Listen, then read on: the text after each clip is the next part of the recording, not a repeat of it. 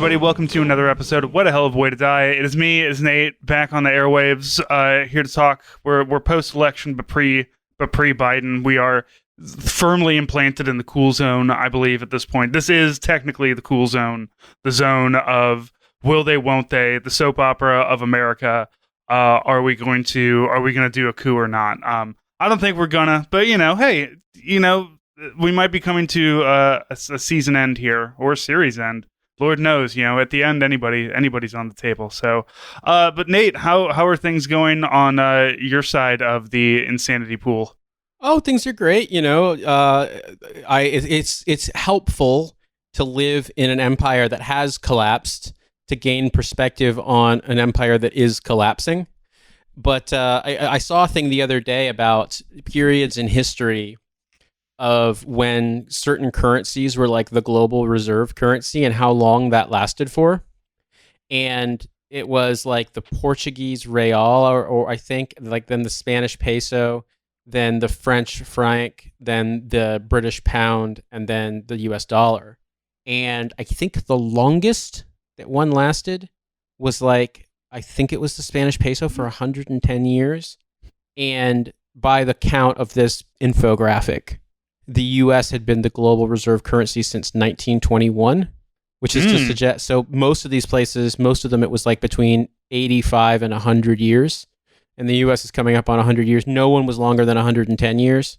So that it was sort of like, what caused them to not be the reserve currency anymore? Like, complete fucking failure and utter collapse. It's like, surely that's not going to happen in America anytime soon. And if it does, it's cool because we got Bitcoin waiting in the wings to take over. Yeah, you thought it was going to be the yuan. No, it's going to be Bitcoin. It's going to be Ethereum. It's going to be Dogecoin. It's going to be the Amero, but it's all mined, but by computers. Oh, I think it's Monero you're thinking of there. Amero, I don't know what that is, but it sounds like a sweet model of Chevy. I think wasn't the Amero the currency that they were gonna there was a plan to unite Canada, the U.S. and Mexico financially, and then we'd all just have the Amero because we're all North American. Oh, that's a funny idea. Yeah. Well, as far they're as also gonna build a superhighway between Canada and Mexico through the United States so that people could really drive from one place to another. I mean, from what I can tell, it's absolutely not anything that's ever been seriously considered. But people are obviously still completely insane about it. There's a part of me that wonders if it's just one of those John McNaughton style conspiracies. That's the next thing they're going to be mad about. I flash back to, just as I'm laughing at the old the Bush era leftism bot on Twitter and seeing the terrible anti-Bush memes that were made back in those days, I think about some of the stuff like the initial conservative freakout Obama reactions, where they were really mad, and every time Obama had an idea in a political cartoon, it was portrayed as instead of a light bulb, it was a CFL light bulb because they were mad at those, that kind of a thing. And I similarly think that if the Amero is actually a thing, then it's sort of the domain of that. I'm sure that all my Saddam face dinars will one day be worth something. They'll be worth their weight in gold. Yeah, there's a guy that I follow whose handle is dinar deals for vets, and it just is it's a joke, but it could be real. And it's all coming up Millhouse, man. I really love the prospects for America. But I also love the prospects for, well, how do you phrase this? The way in which stuff continues and just adapts to our reality. And I think one example of that you have brought up to my attention is a recent Marine recruiting commercial that effectively says internet is not real, online is not real, escape the internet by going to basic training and doing the combat water survival test. Are you a disaffected youth in the Blade Runner 2049 movie? Are you walking around wishing that you had a place to belong, a place where you can stand out from the crowd? Well, it's not the Marines. You need to shut the fuck up and do what you're told for 4 years in the Marines. But why don't you come join them anyway? It's weird because you've got this cool world that this guy lives in. It starts with this guy and he's walking and it's on his phone, but everybody's phones are now these little semicircles that are around them.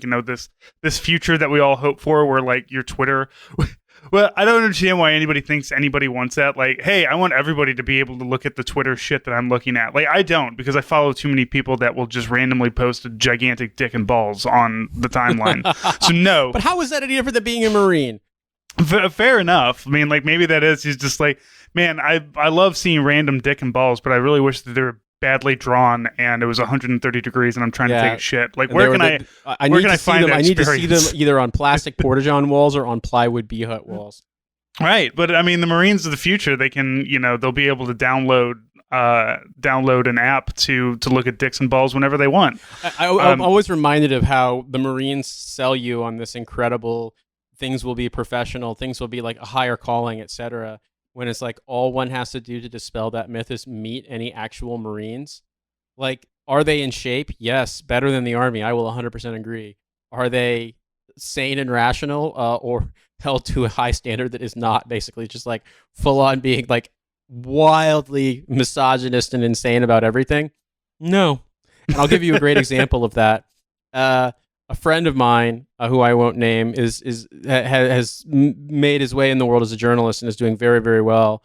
And at one point, he was hired to a legacy publication that is very selective. I'll put it that way. So, that was a great thing for him. And he was previously an enlisted Marine, and it was very funny to me because right around the time that he got the job, he posted a photo of him and his now wife, and it was basically like I think it was their official engagement portrait.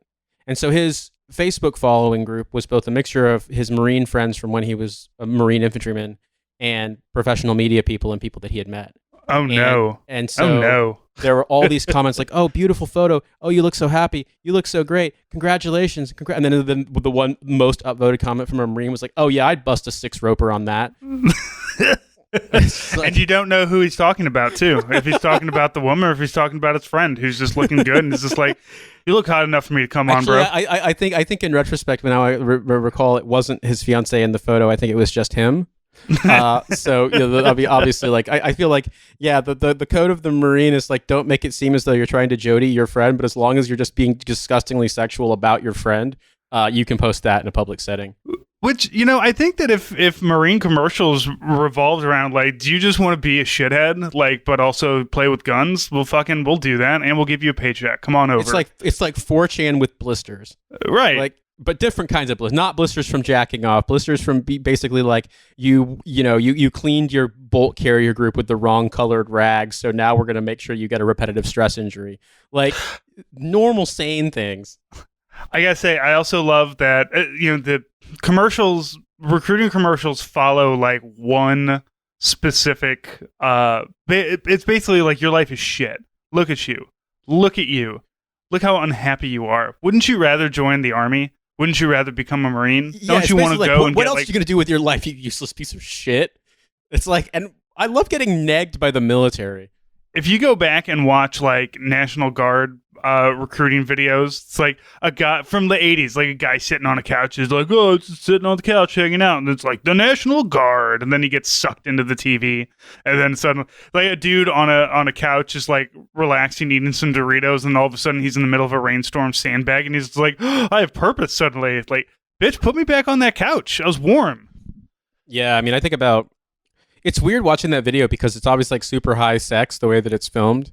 And the only thing that I never did in training was pugil sticks. I mean, I did weirder shit, obviously. In Ranger School, there's a combatives portion. At least when I went, there was a long extended combatives portion. And one of the part of the combatives thing was that like they would throw weapons down if like they thought that nobody was obviously winning a match. So they had just like everybody in a pit doing combatives for hours. And one of the, like, if they thought you were just grappling and not fighting hard enough, they would put down like a plastic knife or an actual taser. Now the taser wasn't super strong. It felt like if you like a little bit weaker than getting shocked by an outlet, but it was painful. And so it was like a dog collar shock. And what's it called? So like I did that. I mean, we've done boxing and shit, like, but it was everything else I've done.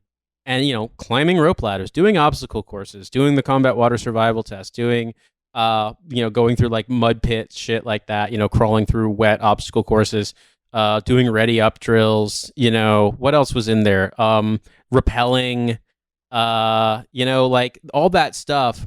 I've done it, and it's weird. Like it's exciting. It's cool, I guess. I mean, like it's an experience. It's- You sort of like you're like I'm actually doing soldier shit right now.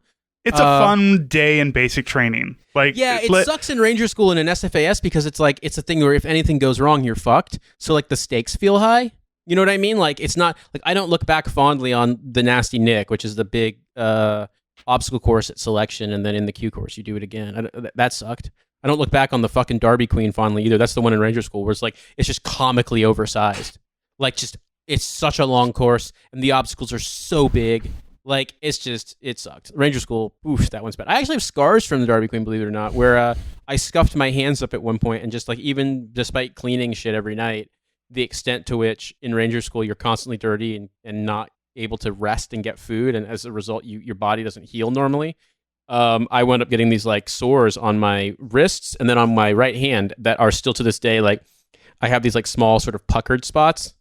Legitimately, it looks like this. If you remember in Fight Club, the thing with the lye burn, yeah, it looks like a slightly milder version of that. So it's like I don't necessarily look back and be like, oh hell yeah, that ruled. But like in a way, like you do definitely feel like I'm doing soldier shit today. You know what I mean? So I get it, but it's just sort of like there's a whole life that happens after you graduate from basic training, and it sucks. I just really like how this looks like. I don't know how much you keep up with current hip hop, but this looks like the entire Nas X Panini music video, where it's just he's just trying to.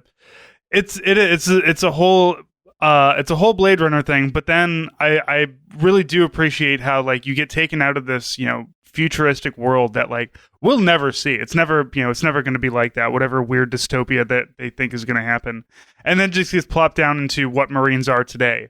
And yeah, you don't do those things in the real military. Well, you guys. don't do them very often. Like that's the thing is that's stuff you do in basic, but then obviously in basic you also if you're infantry, you probably do it. You did it, but yeah, I didn't do pugil stick. We did have a pugil stick day.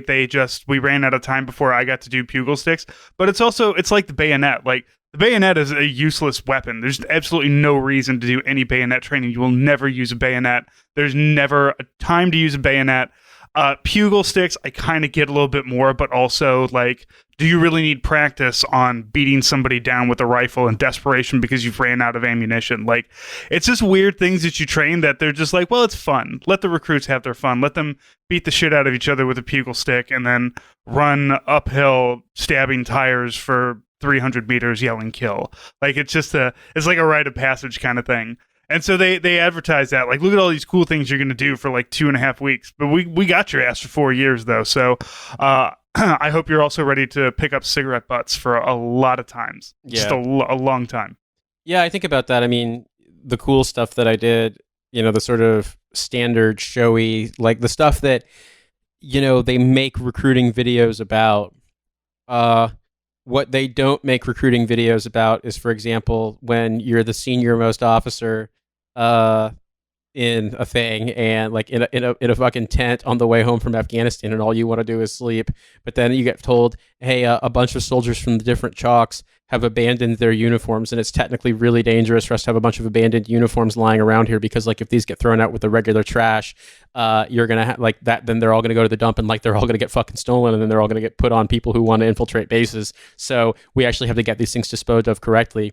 So you are not only roused from your slumber and have to go coordinate getting like a special dump truck, but you also have to go and look through every gross, disgusting abandoned cot in like a fucking exfil area, like like a holding area for, and it's just like cum rags and dip bottles and gross old underwear and fucked up socks and porn shit and cans of dip and like chewing gum everywhere. And just what I mean? Like just imagine going through an entire battalion's worth of gross soldier dirty laundry to find hundreds and hundreds of abandoned fire retardant uniforms.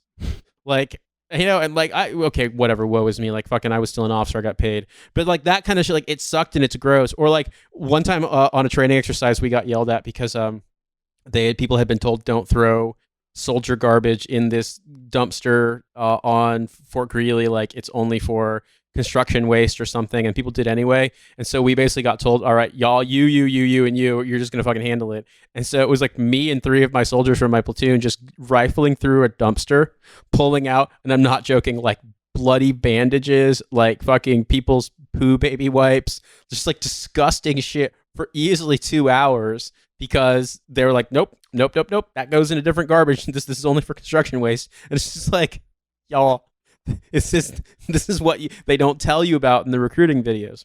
Right, and obviously like the sad and fucked up shit too, but like just I think the gross like that. Okay, that we have a whole 4 years of podcasting about that. But the gross shit and the sort of like you have no say in the matter, like for you to say, I did have an Air Force NCO once say, "Fuck you, I won't do this," and it's so weird when it happens because when someone breaks kayfabe for that brief glimmer moment, you're like, "Wait, this is really dumb, isn't it?" Like we're all just kind of making shit up that no one cares about. Like, it's wild. You know what I mean? It's really wild. And, yeah, at some point in time, you end up being like, who gives a fuck if this goes to a construction landfill? It's all just a big pile of dirt. It's all just garbage that is going to get. You're not recycling this, bitch. I know how this works. It was really funny too because I came back and like some of my soldiers thought that me and the other guys had like sneaked off to take a shower, and they were kind of like looking like they were going to just full on give me a mud bath because none of us had showered in 2 weeks, and I was like, I invite you to smell me right fucking now and tell me if you think I've showered. I fucking invite you. Absolutely. Come get a sniff. Like yeah, so if you in your life you're just like, man, I just haven't done enough dumb shit that makes no sense. I haven't been ordered to segregate somebody else's garbage because they threw too many dirty diapers in a dumpster or something like that. Like just dead on, man. Yeah, and then we got this Army Times article about a chaplain that got handcuffed by MPs for wearing headphones in civilian clothes on Camp Buring, which like, okay, for my first reaction was, I'm sorry, chaplain, is this your first fucking day in the Army? Like he's a first lieutenant, so it's not day one for him, so he knows better than to wear headphones he's a on captain. a military base. He's a captain now. Oh, he's a captain? He's a captain when it happened. Yeah, he's just okay, so that's why, because he's no longer in that sweet spot of he now believes he can do whatever he wants. But first off, you can't wear headphones on a base like while you're walking outside. Just like you can wear it in the gym. And Camp Buring, while it is in Kuwait, for those of you who aren't rolling their eyes at that entire concept, and I love Buring. Buring was great. I spent a week there, man, and then they sent me to Iraq, and that place sucked. But Buring's great because it's got all the good food, the good gyms. It's very garrison, but you still get tax-free money, so it rules to be there, except for when things like this happen. So like I guess an on-base CSM saw this chaplain out for a walk with his headphones on and tried to flag him down, and the chaplain's, I guess his music was too loud, so he didn't hear him. So the guy called the MPs, and the MPs like fucking rolled up and cuffed the guy for not not listening to a CSM. The worst sin you could ever do in the military is not listen when a CSM talks. Like that nothing in the Army will get you fucked up more than ignoring a command sergeant major. Like a regular sergeant major, you can kind of get away with it, but a CSM, it's never going to happen. I just remember something happening one time, and my soldiers being like, "Why don't you just lock up the sergeant major?" And I'm like, I can't do that, right? Like, I mean, notionally I can, but you know that I can't just make the sergeant major stand at attention and give him shit. Like, you do realize that if I do that, like, my life will end, right? Like, that's how this works. There is a division between officer and enlisted, but like when it comes to a lieutenant, when I had a second lieutenant talking to me as like a 15-year E6. That lieutenant put some respect on it because I've been around, and that's that's good. You have that mutual respect back and forth, and yeah, technically that lieutenant could lock me up and tell me and give me a direct order, and I have to do that direct order. But thankfully, most lieutenants have some scrap of brain cell inside of their heads. There are definitely some that are really dumb and don't realize they should not, but by and large, most people realize that you gotta be wise about this shit, and just like you have to be tactful. You don't really get anywhere by showing your ass. There are times when you can show your ass, but I think it's more along the lines of when someone else has made the mistake of assuming that they can talk to you like a dumbass. That's sort of the moment when you can pull it. But obviously, like your own command sergeant major, when you're a second lieutenant, like that will probably not happen. Actually, I will make a bet. That will never happen. There will never be a moment when it's in your best interest to do that if you are a junior officer. I've watched a a captain friend of mine who was absolutely in the right, completely fucking obliterate a sergeant major, but it wasn't someone in his command structure. It was just some dumb sergeant major on Fort Benning who was trying to get in his business about stuff. And the guy, like the captain in question, is like one of the best officers I ever met, and had previously been a drill sergeant before he became he commissioned, and he was wearing the uniform correctly. He had this PT cap rolled exactly one roll the way you're allowed to, and the sergeant major tried to get in his shit about it, and he was just like, no, he's like, I know the uniform standards better than you do, Sergeant Major. He's like, oh, you want to go stand in front of the commander? He's like, do you think I'm a Bullock lieutenant, Sergeant Major? Like, do you think I'm a, it's like, think for yourself for a second. Do you think I'm a fucking lieutenant? And that dude just kind of huffed and walked off. And I was just like, that is really nice to see after, at that point in my life, 4 years in the Army of watching some sergeants major be fucking stupid. It was nice to see one just get completely ethered like that. But, it's just one of those things where, in the grand scheme of things, you just don't really win that fight. So you're right. I mean, the headphones thing, though, it's hilarious to me because it's like, well, he could have easily been a civilian contractor who just aren't beholden to those rules. Right. You know what I mean? Like, he wasn't in uniform. But, he wasn't in uniform. But, the idea of getting put in handcuffs is just, that's so America. Me. Oh yeah, it's very America. I called the cops on you for wearing headphones is so incredibly Army. And because you didn't listen, I called the cops on you because you didn't listen to me. It wasn't even the headphones. Like had he stopped, because I've had that happen where I'll be out where you'd be out and running on a base or something, like you're on a trail.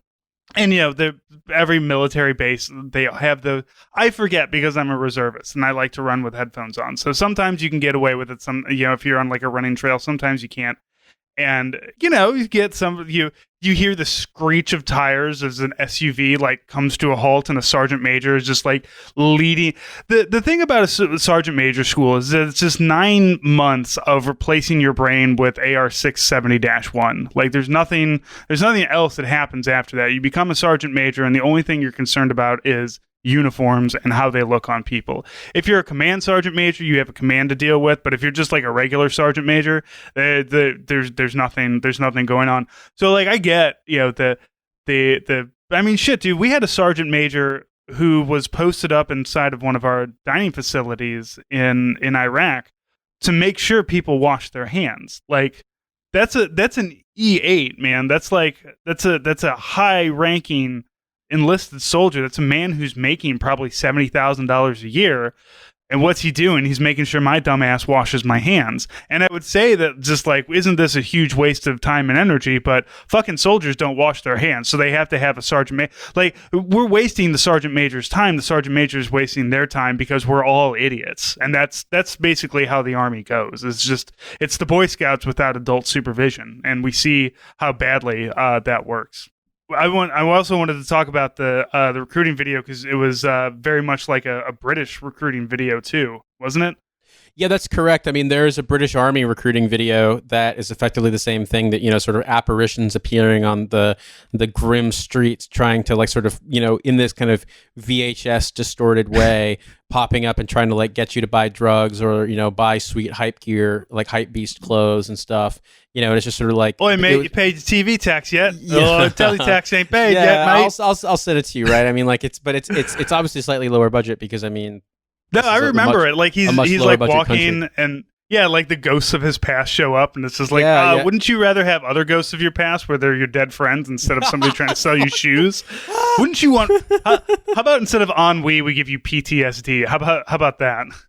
Yeah, that's great, man. Just get a fucking hobby or something. Start building ships and bottles. You don't have to join the military. I feel like that's a better episode title than I could have come up with. PTSD to fight ennui or something along those lines.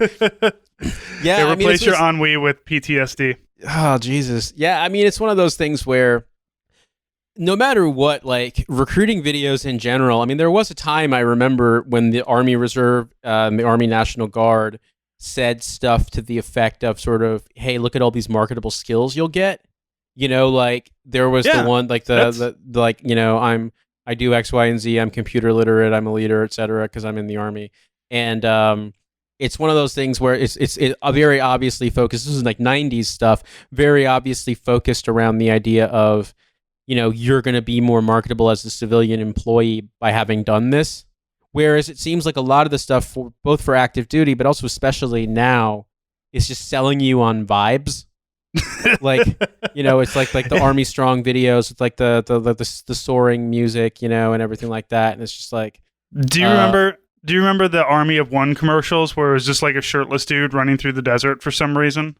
And I do recall, yeah. The whole concept of Army of One was that we are a group, we are one, but all the commercials made it be like, we're going to train you, one single person, to be your own army. So it was very confusing.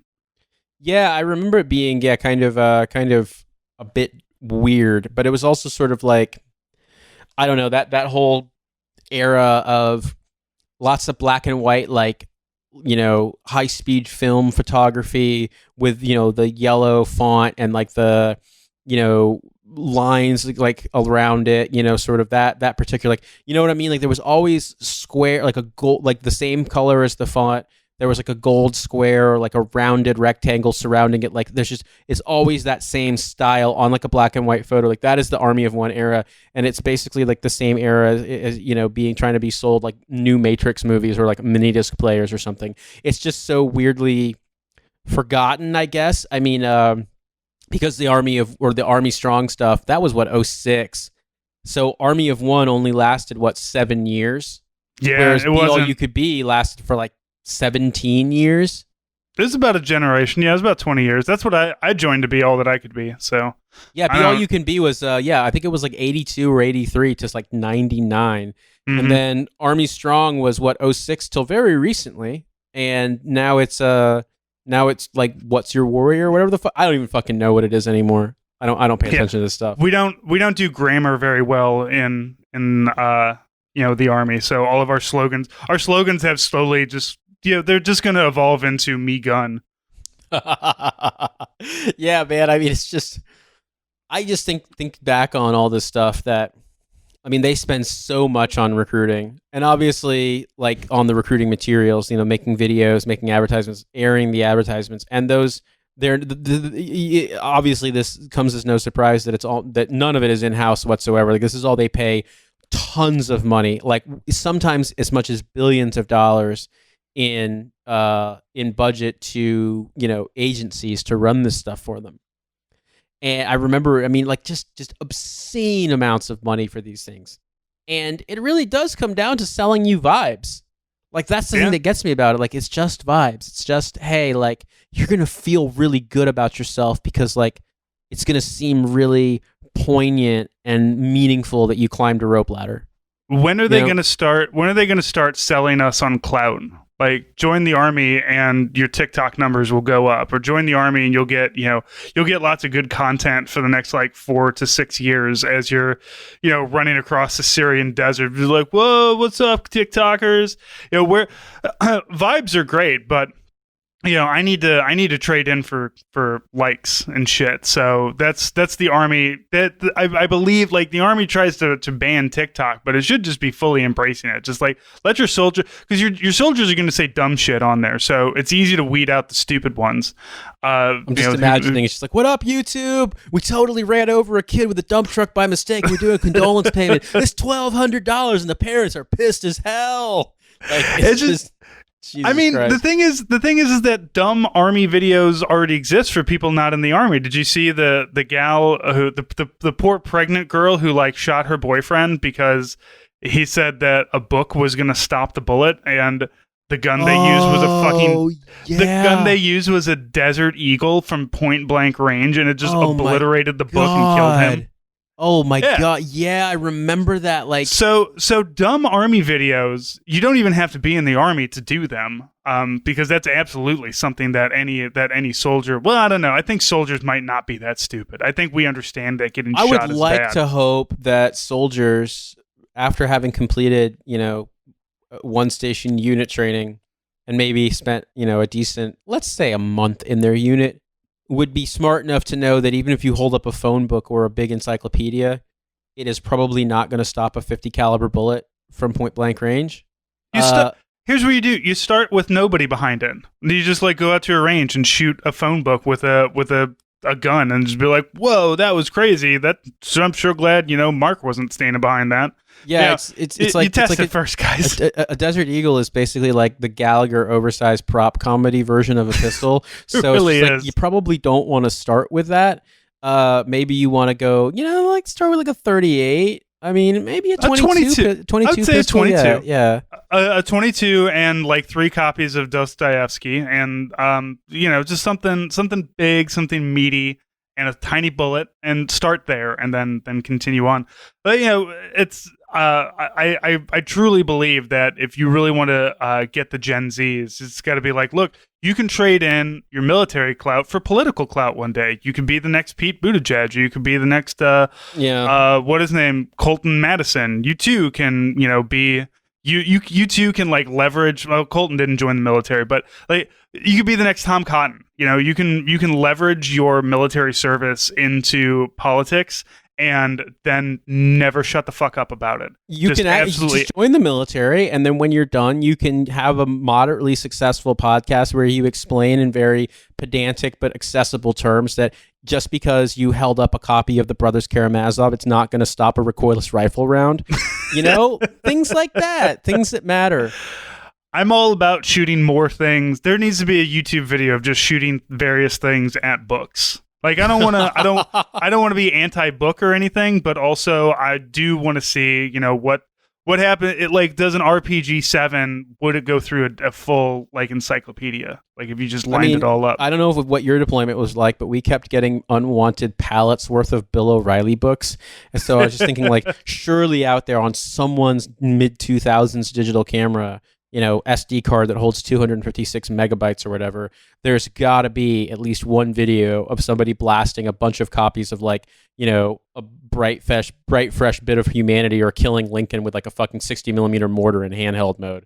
I'd like to hope. Considering that my friend set a pallet of muffins on fire with like a fucking incendiary grenade, like I have a feeling on purpose. Fucking with the Otis Spunkmeyers like that, man. Come on. They got a misdirected pallet drop when they'd been out of water for 4 days, and they had requested water, right. And instead they got a pallet of Otis Spunkmeyer muffins and a pallet of, if I'm not mistaken, of sundry items, which was typically a thing of like a laundry kit and a toothbrush. And they're just like, what the fuck? We asked for water. And so they're like, what are we going to do with this shit? And the guy was like, fucking thermite it. And so they just thermited the fucking, yeah. So I think they had a reason in the middle of like, just like plateau desert at, 6,000 feet, above sea level in July in Ghazni province, where it's like 115 degrees Fahrenheit. I do think they can be forgiven for thermiting the Otis Spunkmeyers. Fully understand it. Yeah. Yeah, God, I remember that. There were so many misdirected pallets when they were doing Dust One stuff for Bergdahl. I remember just having to like aggressively go down there and like and be like, which one's going where? What are the grid coordinates? Like, and realizing they'd fucked everything up, and that like my first sergeant had been like, we need water and like a flight bag full of batteries and nothing else. And I was like, all right, I'll get you that, first sergeant. And then I go down there, and sure enough, like I said, there's a pallet of laundry soap. Like just fix. I mean, of course. If someone's there to fix it, then cool. But if not, people get fucked over. So Once again, a thing they don't talk about in recruiting videos. Also a thing that people notionally will not get to experience, because apparently in a last-ditch effort, Trump is going to reduce the troop levels in both Iraq and Afghanistan to 2,500 people, 2,500 troops before he leaves office. Now I know what this is actually doing, but I'm interested in your take to start, Francis. Well, I mean, first off, we don't have that many people there to begin with. This isn't even cutting those troop levels in half. We're not, and we're not leaving Afghanistan. We're not leaving Iraq. Like, we're never ever leaving those countries. Those wars do not end until the AUMF is gone. There's no other way around it. There is no, I mean, the war is done, obviously. Like, I really think post-surge, the war was pretty much over, and everything after that was just skirmishes. Of course, obviously, we're still there. It's still a brutal, unnecessary waste of blood and money. But I don't know. It's nice. it's nice to be kind of on that, but then immediately you see like both sides, like Republicans and Democrats, suddenly just doing this. It's like, oh, we can't do it. We can't do that. Like you got everybody from Tom Cotton to Tammy Duckworth just being like, we can't do that. We and it's like, no, we can and we should. Like, I don't know what the proper answer is. I think that if we just yanked everything out in like a month, we're just like, fuck it, everybody come home, leave the bases. Anything that you can't. Anything that can't be packed needs to be burned in place and just come home, and we're just not gonna touch it anymore. That would be fantastic. I think that would fuck over a lot of the Afghans. I think that we'd piss off a lot of people, but I also think that in 100 years they'll be better off for it. But that's 100 years from now. That's not today. But then again, there's also there really is nothing positive you can do. Like what is there to do that we haven't done other than to leave at this point? So, I mean, I support it, but also like it's not really anything. It's not an end to the war. It's another drawdown, which is going to maintain people, in theater, just not as many. Like, shit, dude, we just found out that the Department of Defense was lying to the president about our troop numbers in Syria. They're like, yeah, we got like 200 people there, and we have way more. And maybe there's an argument for lying to this president, but that means that we all were being lied to as well. Like that troop numbers in Syria, where we're playing chicken with Russian BMPs and shit like that. It's all I don't know. It's all bullshit. I have no feelings one way or the other because I don't trust anybody involved in it. So in the end, Drawdown 2 Electric Boogaloo is going to be much like Drawdown 1, in which we're still going to be in a shitty endless war. Yeah, I mean, also what I think is going to happen, it is ridiculous to me where the argument is put forth, hey, we need to bring everybody home now. And Tammy Duckworth says, well, we want the troops to come home, but we don't want them to come home in body bags. It's like, well, if they come home now, then they're not coming home in body. Do you think Trump is saying we're going to kill them all? Like everyone. These aren't working dogs in Vietnam, Tammy. They're people. We'll bring them home. But also, what I think this is more than anything else is that Trump is doing this because, I mean, don't get me wrong, I don't support Trump. Fuck Trump. And like, I absolutely, however they go about this would be handled badly. If they actually did bring everybody home, I would say, well, good on you, Trump, you piece of shit. But they won't. But another thing I would say here is that, the reason why he's doing this is because then Biden will immediately reverse it as soon as he takes office. And so this is basically just setting up, knowing that there's no way in fucking hell the Democrats will let them reduce troop levels like that. Like, they'll keep troops in Iraq and Afghanistan forever. They absolutely would never in a million years give up the opportunity to have U.S. troops and equipment based on either side of Iran. And they could have both. Well, then they're going to keep it. Yep. They're going to keep it that way. That's 100% how it's going to be. And so knowing that the Democrats are going to go that route and absolutely are never going to leave, and there's going to be a troop presence there forever. This is basically just the Republicans finding a way to get the Democrats to own the war some more, knowing how unpopular it is. But they're not even the Republicans, because the Republicans are against it too. Like, McConnell and Cotton and all these people. They're I mean, when I say Republicans, what I mean by this is just sort of like the Trump coterie shitlords who are also Republicans, because there is absolutely a contingent of Republicans who are, like heavy duty racist libertarians who want us out, because typically the argument that they put forth is either those are mud people and there's no point in Americans being there and risking their lives for mud people, or we're only there because the Israelis hypnotized us or some shit like that. Like that's the usual racism libertarian argument. And there are some Republicans who subscribe to that. And I think Trump's contingent is more along those lines. But you're right. Establishment Republicans, absolutely. They also are, jacking off at the thought of launching airstrikes on Iran, which Trump wanted to do. That's the thing that's so weird about this, is that surely if you want to launch airstrikes and attack Iran, you're going to want to have Americans based there. So there is a certain level of incongruity here, but I absolutely think that this is just setting up so that Biden then turns around and increases troop levels or cancels the changes and has to own an unpopular decision. This is it's a very obvious sort of trap to put for them. And so that's why I think Trump would do it, even if, quite frankly, and this is the only negative to me, in terms of announcing this and doing this if they actually were going to follow through with it. Like, say this was real and it wasn't just bullshit headlines and it wasn't just them posturing. The only negative that I could see is that specifically with regard to Afghanistan, the peace negotiations are ongoing still. And so this does put you in a situation in which the Taliban are able to exact more concessions, because I mean they're gonna be a political faction, don't get me wrong, but they would be able to exact more concessions from the Afghan government, which I don't like the Afghan government, I don't like the Taliban, but I do think that it's bad for the Taliban to have the upper hand in negotiations. That's one point I would make. Even if I'm allowed to have an opinion, but I'm not saying my opinion should be enforced because, quite frankly, like, I'm not Afghan and I don't live in Afghanistan. But I do think there's a certain dynamic there that's made worse by the U.S. basically saying, "Hey, you'd better listen. You'd better treat this as an equitable negotiation with the Afghan government, our partner," and then turning around and be like, "Oh, by the way, we're leaving. Fuck off." You know, like that. That is a bit problematic, I suppose you could say. But I mean, that's the only downside I see to it, in the sense that I think that if they actually did snap their fingers and withdraw everyone, that would be a better situation overall than what they're going to do, which is drawing it out even longer, you know, and hitting, no joke, 20 years of combat deployments to Afghanistan, which will be by this time next year. By October of 2021, it'll be 20 years since the first like uniformed American troops arrived in Afghanistan. Yeah, and that's I understand that it's wanting to blame, I guess, Trump playing fifth dimensional chess, but really I just think somebody was just like, well, you got voted out.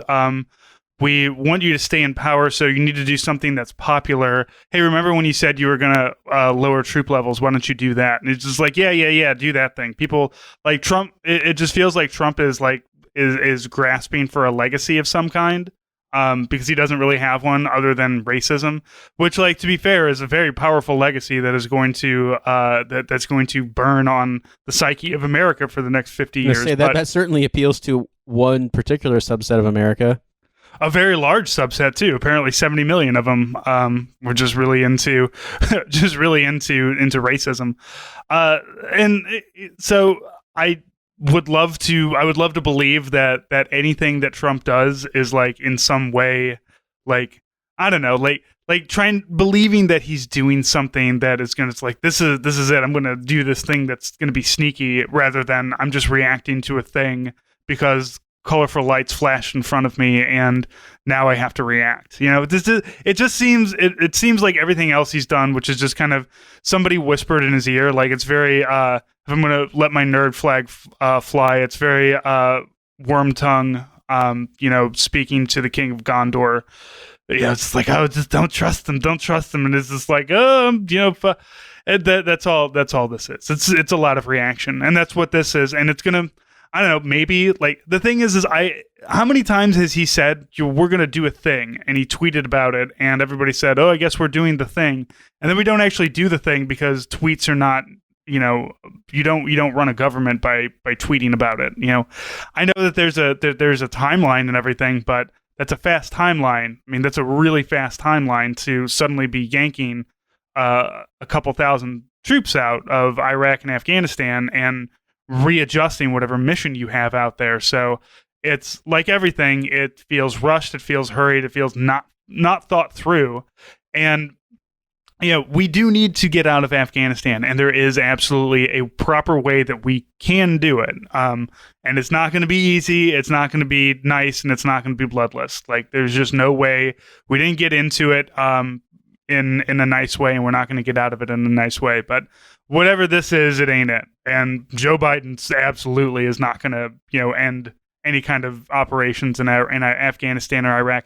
And this is, I don't know, this is just kind of a, speaking on the broader terms of what warfare is in, the 21st century of it's not like World War II where you just shoot and, do tanks and airplanes and bombs, and then you do it until somebody gives up. Like, there's no giving up in this. This is a war against an ideology, against guerrilla warfare. This is Vietnam, but without the body count that we had back then. So it's easier to just kind of stretch it out, I guess. Like, not as many people are dying, so not as many of our people are dying.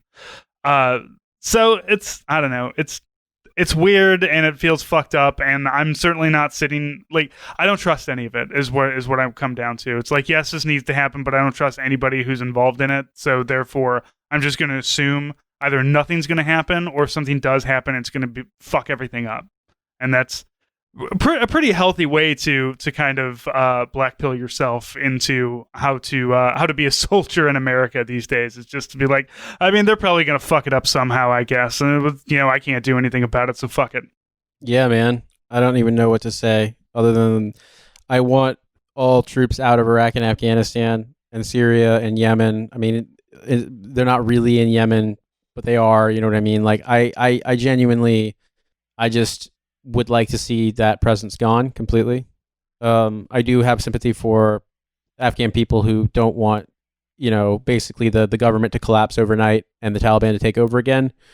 But I also realize that the situation that they're in is because, in a lot of ways, the U.S. has dumped money and military power into an intractable situation, hoping it'll improve itself.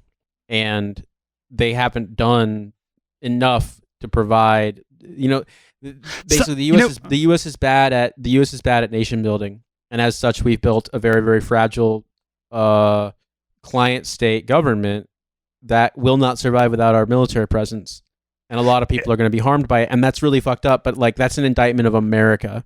Mm-hmm. That's not Afghan civilians' fault. It just feels really like when I was watching Senator Duckworth talk about, we can't leave Iraq, we can't leave Afghanistan, we can't do these things. It always comes around to like, the girls of Afghanistan, we have to stay to protect the girls of Afghanistan, which, noble in theory, but, that doesn't really mean anything. You're not saying anything when you say that. And it just, with some of them, it just feels like the sunk cost fallacy, where it's just like, well, look, I lost parts of me there, whether it be physical or mental, and it is hard. Like, I went to Afghanistan in 2004, man. Like, I was there not even at the beginning, but I was there very early on. And, you went, and a lot of our friends went. We all know a lot of people who went and came back like completely fucking weird and different. And it's hard. It's very difficult to stand up and say that what you did was in vain, that there's absolutely nothing useful that you did there, and that there's nothing useful we're doing there, and that we need to come home. It's a lot easier to be like, look, we've come this far, we've done this much, we can't stop now. It's like, but you haven't done anything. Like, you haven't come far. You showed up on the doorstep, you destabilized an already destabilized country, collapsed it to the ground, and then tried to do the corporate thing where you build like the tallest tower out of marshmallows and toothpicks and tape and shit. Like, that's all you're trying to do now.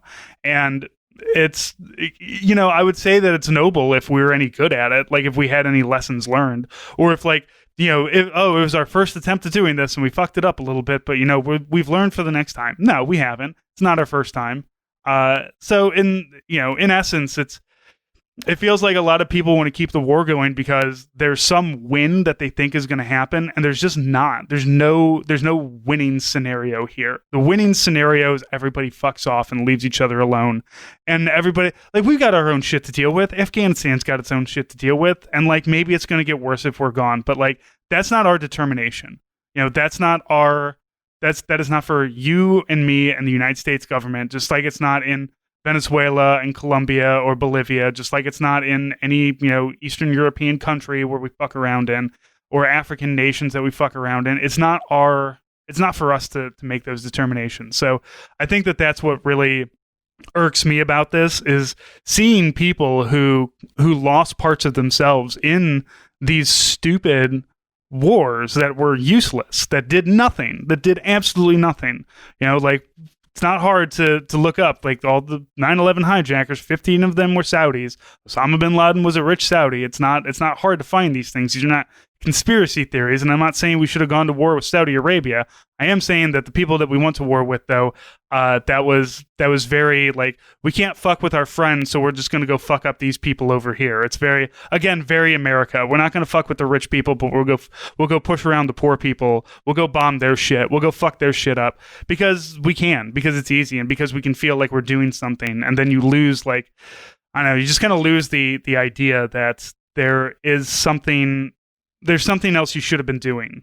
And it wasn't this, but because you've already done this for 20 years, we got to keep pushing through. We got to see it through to the end. And Nate, there is no end. There's no fucking end to it. There's nothing in 20 years. We haven't even learned 20 years, man. People still don't know that there's like distinctly different peoples inside of Afghanistan. People don't know there's different languages spoken in Afghanistan. You know, it's I don't know. It's all weird and depressing. And again, like I said, I don't expect anything, and anything that does happen, I expect it to go bad. And that's just what it's going to be. So I'm glad we started out on a happy note, even if we're going to leave it on a bit of a sad note, but that's okay. So for our bonus episode this week, I convinced Joe Kasabian and Carrie Shockey, Shocks on Twitter, to watch an episode of Deep Space Nine, Star Trek. Neither of them have ever really watched Star Trek, so it was kind of a weird experience, but it's very Marxist. It's the episode in which the Ferengi start a union, so enjoy. It's definitely like, it's one of those things where you just kind of always, I mean, whether or not you hear about it in like the fucking Irishman or like, you know, the original Hoffa story, whatever else, you kind of, one of the things that like Hollywood and everyone always really likes to do is kind of like show the little bits of violence that like happen, like kind of like in support of a union. And though, to its credit, and as you'll probably get into, like this episode also shows like the extent to which like strike breakers also like perpetrate their own form of violence. Oh, sure. I mean, that is the way that they try to break the strike with violence first. And that's because it's easier than just giving in to the demand. So yeah, let's go into that. So Sisko, who's the captain of Deep Space Nine, he's done with their bullshit. Quark's done with the bullshit, and Sisko's like, yeah, and you're gonna figure out a way to fix it. I'm not throwing them in jail, and I will charge you for back rent. Which again, it's weird. Who's the like? It's like the Federation is the U.S. government, and they just have contracts out with people, and he's just like, no, I'll fucking rewrite your contract right now, bitch. That tracks. I will get Halliburton in here. I will get KBR in here to take over Quark's bar. Test me. I will call the Space Pinkertons on you. Exactly. Ooh. Oh shit! Sorry, I got some rum and coke up my nose. I was trying to talk while swallowing a drink there. So the first thing, and it's like they go through the stair steps of what you do to end a strike. First one is bribery, where Quark goes to Rom and is like, "I will just give you money to stop this bullshit," and Rom says, "No, and this is when he stands up and he reads, "Workers of the world unite. The only thing you have to lose is your chains." Yes, which is absolutely great coming out of a Ferengi. So then Liquidator Brunt comes. For those Deep Space Nine heads out there, you know who Brunt is, but for the rest of you, Liquidator Brunt he shows up on occasion to Quark's bar whenever something like. Quark is always doing something illegal somewhere, but he just like is always managed to be slippery enough to get away with it. Like Odo is always like watching over him to try to fuck. Now, Francis, who would you compare that to? I don't know, in current events. Here, you know what? Another thing that kills me is that like, the Ferengis in general are such a racist stereotype. In just so many ways, but like they've evolved in Star Trek, but they have always been kind of a Jewish stereotype no matter what. Oh God, like, I didn't see it, but fuck. Yeah, now you do. Now I can't unsee it. Now you do. Yeah, all right. Yeah, that's kind of like the fucking bankers in was it Harry Potter? Exactly. Oh God, yeah. Right. That definitely tracks. As soon as you just like that. As soon as they're like a trollish person that likes money, it's like, okay, this is anti-Jewish. I mean, this is anti-Semitic. Yeah. What the fuck are you doing? But The Ferengis. So originally, the Ferengis were in Next Generation, and they were completely lame. Like they had these weird like laser whips for weapons that fucking sucked, and nobody liked them. And they were very like scheming and conniving, and like, yeah, we're gonna get around on the Federation this time, and then we'll get all the profits. Yeah, like really bad. And they are still a anti-Semitic stereotype. However, they have at least like really fleshed out who they are as characters. And now that you guys have watched this, there's an Area 51 Deep Space Nine episode that maybe we'll get to later on in the future. Because Joe, I know we're gonna watch. Which one? Oh no, you wanted to watch the War is the H word episode of Futurama, but they have I think they have an Area 51 episode as well. Yes, they do. Yeah. Oh yeah, is that the one with like Fry's like grandfather or whatever? Yeah, he becomes his own grandfather. Yeah, that's right. Yeah, all right. My favorite joke out of there, I don't know why it always sticks out to me, but like he's trying to save his grandfather from an oncoming truck that's like, really far away. So he pushes him and he's just like, whoo, you almost got run over by that truck. He's like, I sure did. Thank goodness you were here to push me on this pile of rusty bayonets. Anyway, so Liquidator Brunt he's like the IRS, but like, imagine the Catholic Church had an IRS. That's kind of what a liquidator is. Kind of assume they did. I mean, that's like what Inquisitor was like during the Inquisition. Yeah, pretty much. Like it's and Brunt, says he's just like, I'm not here to help you, Quark. I'm here to make sure that rules are being followed and that we're upholding Ferengi culture. So it's like Sharia Ferengi culture is going on. That's what he's Ferengi ISIS is Liquidator Brunt. Is what I'm getting to. You do not, in fact, he have to hand it to him. He threatened to throw them off of a tower. I mean, that's shit. fair. Yeah, that's true. It means he's ISIS or was it Czech? Weren't they the ones who did the defenestration? I'm not sure. I defer to my local genocide knower, Joe. I feel like that was. I think the Czechs were the ones who did defenestration, like back in the day. Like I don't know. I can't remember exactly what period. I want to say like maybe like 1600s, 1400s, somewhere in there. Someone will yell at me for like being. Yeah, like, it was the 1600s in Prague. Yeah. Okay. I cool. didn't know that. I googled it. That's fine. Somebody googled it. That's all I'm looking for. So Liquidator Brunt comes and he talks to Quark, and then he goes and he threatens the strikers, and he says, if you don't do it, we'll cancel your accounts back on Ferenginar. Your families will be fined, and you'll just basically be exiles. And then he fucks off, and everybody's like, well, we better do it. And Rom's just like, dude, if your accounts on Ferenginar were worth anything, you would not be a waiter. Which, fair enough. Yeah. So they decide to stay together. They're not going to be bribed. They're not going to be threatened. So then Liquidator Brunt has his bodyguards beat Quark nearly to death. Because they say, as he says, I can't nearly kill Rom. That'll turn him into a martyr. I can't have Lita, who's the attractive lady with the 9 miles of cleavage the entire time. I can't have her. I can't kill her because she's just too damn sexy. So guess we're just gonna have to beat the shit out of Quark. Oh yeah, like the whole thing is like, we have to find the one thing that he really cares about. The one thing, and then just like keeps looking at Quark. And then he kind of like gradually like washes over him about what they're about to do, and they just beat the shit out of him. Womp womp. Look, it was 90s network TV show, all right? It wasn't there was no way that it was going to be, subtle of any kind. All right, so and I'm going to point out also for the people who have watched Deep Space Nine, like Rom at this point is very doting. He's got a son, Nog, who is like best friends with Sisko's son, Jake. So like there's Rom does come across as kind of stupid, but obviously he's not. He's just kind of beaten down. But like in season 1 and 2, Rom has tried to kill Quark multiple times.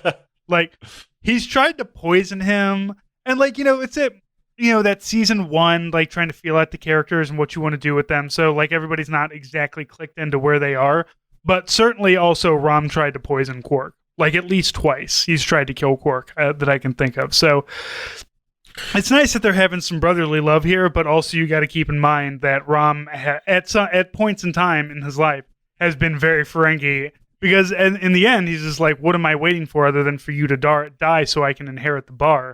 So it seems like 3 years ago he was actively trying to kill him so he could inherit the bar. Yeah, I mean, it's just like Crusader Kings, but for shitty capitalists. Or I mean, like all the times that Joe said that he would probably like, kill one of his siblings if he could. Probably. Yes. Allegedly. We've all got a sibling that we might want to kill. But unfortunately, none of them have anything, let alone anything I want to inherit. Yeah, you can get the racism that's all left over. Yeah, I need to inherit their slurs. It's actually Kasabian's work in the same way as Jet Li does in the movie where there's multiple timelines and he has to go through and kill everybody to like gain more power. There can only be one Kasabian. Isn't that the Highlander? No, Yeah. it was God damn it, I don't know. This Jet Li Highlander. I mean, I'll watch a Jet Li Highlander. I'm not upset about this idea. I like the concept of the Highlander. With Jet Li is better. Does he have to chop people's head off? It was the one. Oh, I think I've seen that. Yeah. Right, and so you can get that on our Patreon if you want to hear more. Hell of a way to die, patreon.com/hell of a way to die. We have the $1, the $3, and the $5 tiers, of course, and then we have our $10 tier. That's coming up pretty soon. Our quarterly care package is going out on December 1st. So sign up today for that $10 tier if you want that. There's always going to be patches and stickers and magnets and stuff like that, and discounts in the store at hellofawaydodie.com. You can follow me at Army Strang, follow Nate at In These Deserts, follow the podcast at Hell of a Way. We're on Instagram. We're on Facebook, but look, nobody uses Facebook. Go find us on Instagram and Twitter. That's where all the cool kids are hanging out these days. By cool kids, I mean old millennials who are slowly their legs are slowly turning into cargo pants like me. So other than that, thank you all so much, and we'll talk to you next week.